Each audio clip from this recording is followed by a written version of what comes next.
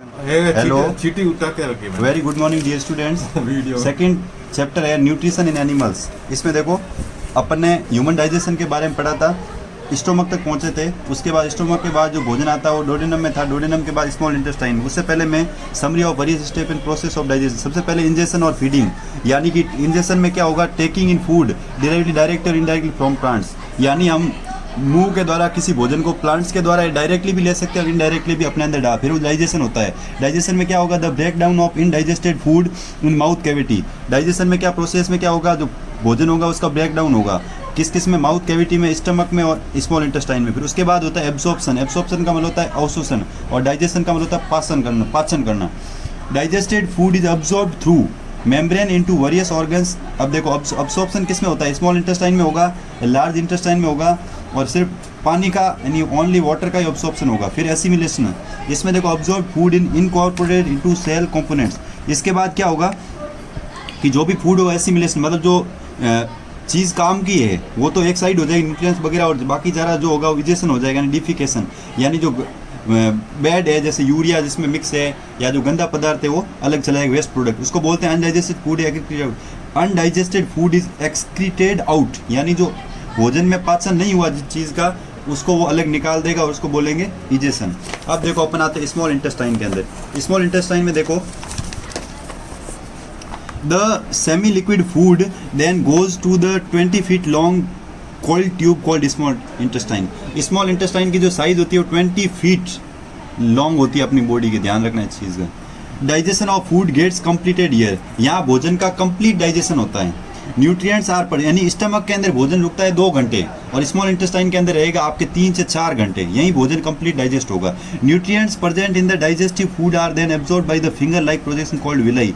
इसके अंदर है ना जो nutrients present in digestive food, जो विलाई नाम के प्रोजेक्शन फिंगर लाइक स्ट्रक्चर होगा उसके अंदर वो न्यूट्रिएंट्स का क्या होगा, अब्सॉर्प्शन होगा। On the inner surface of the small, ये स्मॉल इंटेस्टाइन की जो इनर सरफेस पे उस पर एक मतलब फिंगर लाइक उंगलियों के टाइप ऐसे इस टाइप के ऐसे यूँ होंगे प्रोजेक्शन, जिसको बोलेंगे villi. The absorbed food is carried by the blood to all cells of body.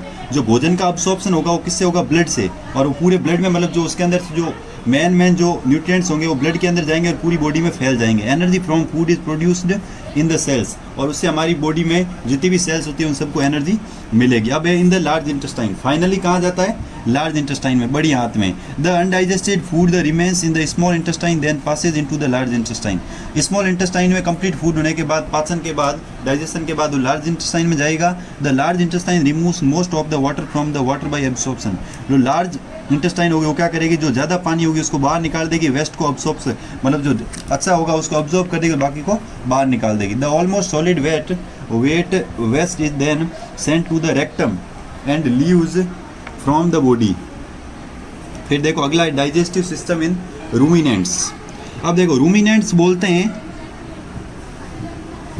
जानवर होते हैं जो बच्चे वगैरह देते हैं, उनको बोलते हैं। हैव यू सीन अ काऊ और बफेलो, वो रूमिनेंट होते हैं। जो आपने गाय और भैंस को देखा होगा च्यूइंग द ग्रास और फोडर गिवन टू देम, यानी घास खाते हुए या चारा खाते हुए, फोडर चारा होता है, चारा खाते हैं, आपने उनको देखा होगा, वो मतलब क्या बोलते हैं, जुगाली करते हैं। These animals quickly eat the fodder, वो बहुत जल्दी घास खा जाते हैं। Then they relax leisurely and chew what they have eaten, और वो उसके बाद कई घंटों तक उसकी चबाते रहते हैं, उसको उसकी जुगाली करते रहते हैं। All the animals who chew कड आर कॉल्ड रूमिनेंट्स, जो भी भोजन को चबाकर खाने के बाद जुगाली करता है उनको अपन क्या बोलते हैं, रूमिनेंट्स।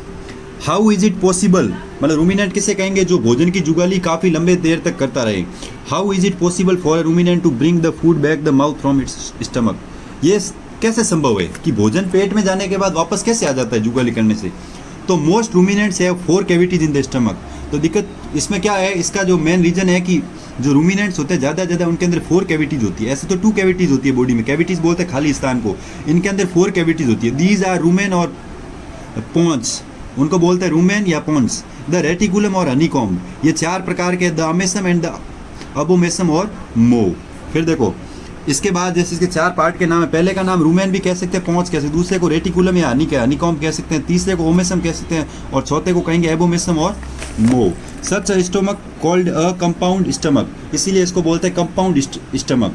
फिर देखो अगला है अपने, पहले ये देख लेते हैं ऊपर वाला।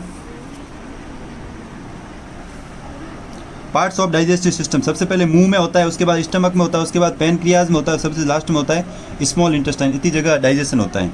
तो देखो माउथ में कौन सा एंजाइम या जूस होता है, सालिवा होता है टाइलिन का, और फूड एक्टेड अपॉन इसमें स्टार्च होता है, और प्रोडक्ट फॉर्म क्या होती है, स्टार्च किस में बदलता है, शुगर में।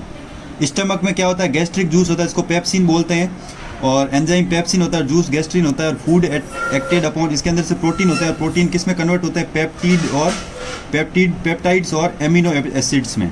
फिर पैनक्रियाज में क्या होगा, पैनक्रियाटिक जूस होता है जिसको सीवरल एंजाइम्स बोलते हैं, और इसमें क्या होगा, प्रोटीन स्टार्च और फैट वो किस में कन्वर्ट होंगे, अमीनो एसिड में, माल्टोज में, फैटी एसिड में, और ग्लिसरॉल में। फिर लास्ट फाइनली है स्मॉल इंटेस्टाइन। स्मॉल इंटेस्टाइन देखो एंजाइम जूस है, इंटेस्टाइनल जूस है जो सीवरल एंजाइम है, इसमें क्या होगा, partially digested protein and carbohydrate by juice from stomach and pancreas, और इसमें किस में कन्वर्ट होंगे, ग्लूकोज और अदर सिंपल शुगर। आज के लिए बस इतना ही। इससे जो अगला टॉपिक है अगली क्लास में करेंगे।